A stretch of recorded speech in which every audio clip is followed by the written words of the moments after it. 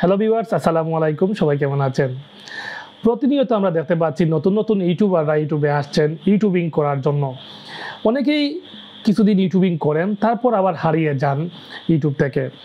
অনেকেই সফলতা পান, অনেকেই সফলতা পান না। তো ইউটিউবে সফলতা পাওয়ার যে বিষয়টি রয়েছে, আসলে এটি একেবারে ওপেন সিক্রেট। অনেকেই ভাবেন হয়তো বিশেষ কোনো গোপন ট্রিক্স রয়েছে যা অ্যাপ্লাই করলে আসলে ইউটিউবে সফল হওয়া যাবে। আসলে এমনটা না। কিছু টেকনিক অবলম্বন করলে এবং কিছু নিয়ম রুটিন যদি মেনে চলেন তাহলে ইউটিউবে সফল হওয়া সম্ভব। না হয় আপনি ইউটিউবে আসবেন, ভিডিও আপলোড দিতেই থাকবেন, কিন্তু ইউটিউবে সফলতা পাবেন না। তো ইউটিউবে সফল হওয়ার আমি 2-3টা টিপস আপনাদেরকে দেব। যদি এই টিপসগুলো ফলো করেন তাহলে ইউটিউবে সফল হতে পারবেন। প্রথম দিকে আমি এই টিপসগুলো ফলো করিনি, যার জন্য আমি এখনও আসলে ইউটিউবে অনেক নিচের মধ্যে রয়েছি, সফলতা পাচ্ছি না। তো আমার বাস্তব অভিজ্ঞতা থেকে আমি আপনাদেরকে সেই বিষয়গুলো তুলে ধরবো। প্রথমত, আপনি ইউটিউবে আসার আগে টপিক নির্ধারণ করতে হবে, মানে টপিক নির্ধারণ করা। আপনি যদি ইউটিউবে এসে সঠিক টপিক নিয়ে ভিডিও তৈরি করতে না পারেন তাহলে আপনি কখনোই ইউটিউবে সফল হতে পারবেন না। টপিক বলতে আসলে কি? হয়তো অনেকে ভাববেন যে নির্দিষ্ট কোনো টপিক রয়েছে কিনা। না, নির্দিষ্ট কোনো টপিক নেই। আপনি যে বিষয়টি জানেন সেই বিষয় নিয়ে আপনি ভিডিও তৈরি করবেন। তবে ভিডিও তৈরি করার আগে আপনি দেখবেন যে এই বিষয়গুলো সম্পর্কে মানুষের আগ্রহ রয়েছে কিনা, মানুষ এই বিষয়ে ইউটিউবে ভিডিও দেখে কিনা, আগে এই বিষয়ে কোনো ইউটিউবে ভিডিও রয়েছে কিনা, এই বিষয়গুলো দেখবেন। যদি দেখেন হ্যাঁ এই বিষয়টি নিয়ে মানুষের আগ্রহ রয়েছে, মানুষ দেখবে, তাহলে আপনি এই টপিকে ভিডিও তৈরি করবেন। এমনটা হয়, অনেকেই আসলে প্রথমে এক টপিকে ভিডিও তৈরি করেন, পরবর্তী সময় তারা অন্য আরেকটি টপিকে শিফট করেন। ধরুন আপনি প্রথমে ইসলামিক একটি ভিডিও তৈরি করলেন, দেখলেন যে আপনি ইসলামিক ভিডিওতে আসলে সফলতা পাচ্ছেন না, পরবর্তী সময়ে আপনি চলে গেলেন টেকনোলজি ভিডিওতে। এখন হয়তো আপনি টেকনোলজি ভিডিও আরও কয়েকদিন দিলেন, তারপর দেখলেন যে এখানেও আসলে সফলতা পাচ্ছেন না, আপনি চলে গেলেন অন্য আরেকটি ক্যাটাগরিতে। ধরুন আপনি একটি ফানি ভিডিও ক্যাটাগরিতে চলে গেলেন। এভাবে আপনি আপনার ইউটিউব চ্যানেলে প্রতিনিয়ত 3-4টি ক্যাটাগরি দিয়ে ভিডিও আপলোড করার পর আপনার চ্যানেলের যে সাবস্ক্রাইবার রয়েছে তারা আসলে দ্বিধাদ্বন্দ্বের মধ্যে পড়ে যাবে। ধরুন আপনার প্রথমে ইসলামিক চ্যানেল হিসাবে যারা ইসলামিক ভিডিও দেখার জন্য যেসব সাবস্ক্রাইবাররা তারা এই ভিডিওটি বা এই চ্যানেলটি সাবস্ক্রাইব করেছিল, তারা কিন্তু আপনার টেকনোলজি ভিডিও দেখবে না।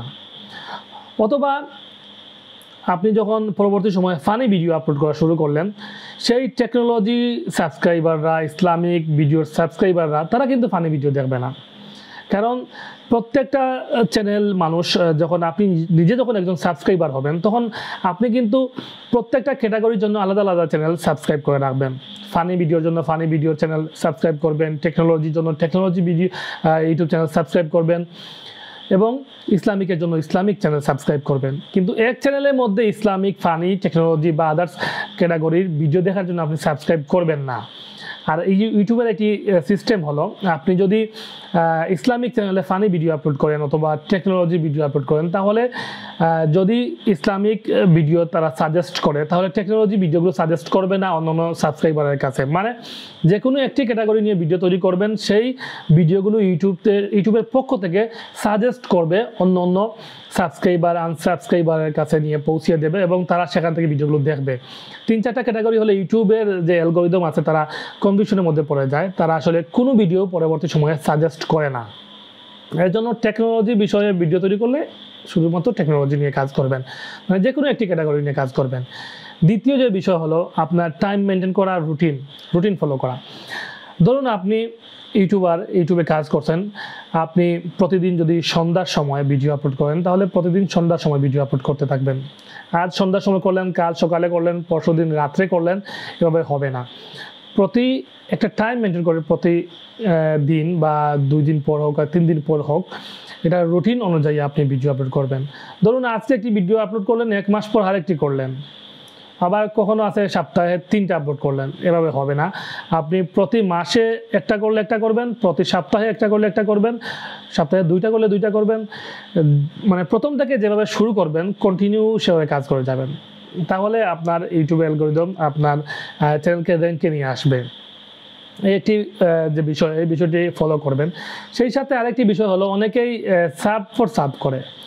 বিভিন্ন কমেন্ট থেকে বলবে আমাকে সাবস্ক্রাইব করুন, আমি আপনাকে সাবস্ক্রাইব করব।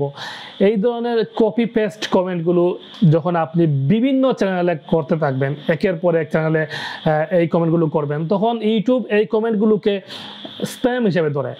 স্প্যাম এমন একটি স্প্যামিং যেটি যখন একই কমেন্ট বারবার আপনি বিভিন্ন ইউটিউব চ্যানেলে কমেন্ট বক্সে করবেন, তখন আপনার চ্যানেলকে একজন স্প্যামার হিসেবে তারা আইডেন্টি করবে এবং এই চ্যানেলকে তারা একেবারে ডাউন করে দেবে, মানে এই চ্যানেলটি আর কখনোই র্যাঙ্কিংয়ে আসবে না। তো নতুন যারা ইউটিউবার তারা কি করেন, তারা প্রথমে না বুঝে আসলে বিভিন্ন কমেন্টে গিয়ে আমাকে সাবস্ক্রাইব করুন, বিভিন্ন ধরনের হাদিস কোরআনের অংশ দিয়ে আসলে তারা কমেন্ট করেন এবং তারা ভাবেন এই কমেন্টগুলো পড়ে অনেকে আমার চ্যানেলে আসবে, সাবস্ক্রাইব করবে।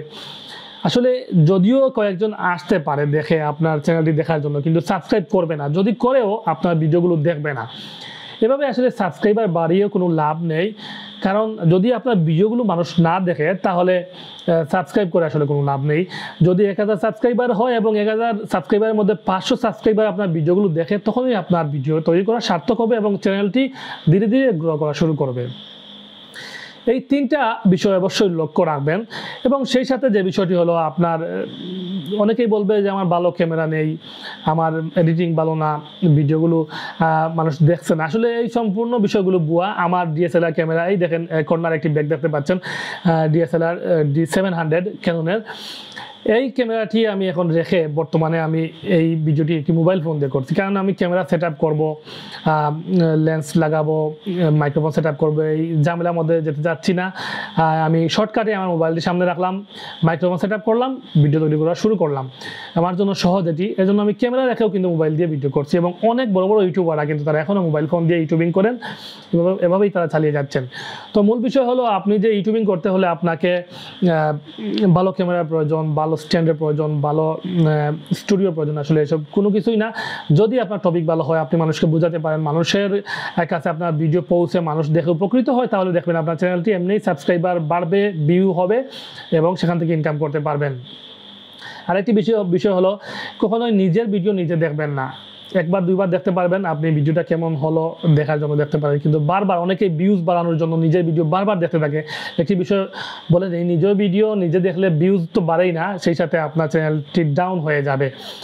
আর নিজের ভিডিও নিজে দেখে ভিউজ বাড়ানোর কোনো সার্থকতা নেই মানুষ যদি না দেখে, কারণ নিজের ভিডিও বারবার দেখার পরে আপনার ভিডিওটি আসলে ডাউন করে দিবে, অন্য মানুষের কাছে পৌঁছাবে না। এই একটি বিষয়, এই বিষয়গুলো ফলো রাখবেন। সাব এই কাজ থেকে দূরে থাকবেন। সেই সাথে টপিক নির্ধারণ করে ভিডিও তৈরি করবেন, যে কোনো একটি টপিকে ভিডিও তৈরি করবেন এবং আপনার চ্যানেলের রুটিন অনুযায়ী ভিডিও আপলোড করতে থাকেন। আজ হোক কাল হোক আপনার চ্যানেলটি অবশ্যই গ্রো করবে, সফলতা পাবেন। ট্যাগ, টাইটেল, ডিসক্রিপশন এই বিষয়গুলো একটু বিস্তারিতভাবে দিবেন। ট্যাগ রিসার্চ করবেন, যে ভিডিওটি তৈরি করছেন, যে টপিকের উপর ভিডিও তৈরি করছেন, সেই ভিডিও অনুযায়ী বিভিন্ন ট্যাগ আপনি খুঁজে বের করে ট্যাগগুলো দিবেন। টাইটেলটা অবশ্যই সঠিকভাবে দিবেন। একটি ভিডিও র্যাঙ্ক করার জন্য টাইটেলটাই খুব ইম্পর্টেন্ট, ট্যাগ থেকেও টাইটেল ইম্পর্টেন্ট। তাই অবশ্যই টাইটেলটা অবশ্যই টপিক অনুযায়ী সার্চেবল টাইটেল, শর্ট টাইটেল দিবেন, যাতে খুব সহজেই আসলে এটি র্যাঙ্কে চলে আসে।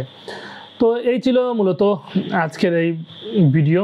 ইউটিউব টিপ সম্পর্কে ভিডিও খুব কমই আসলে আমি আপলোড করি। অবশ্যই কমেন্টে জানাবেন যে রেগুলার ইউটিউব টিপ সম্পর্কে ভিডিও আপলোড করব কি না। তো সবাই ভালো থাকুন, সুস্থ থাকুন, আল্লাহ হাফেজ।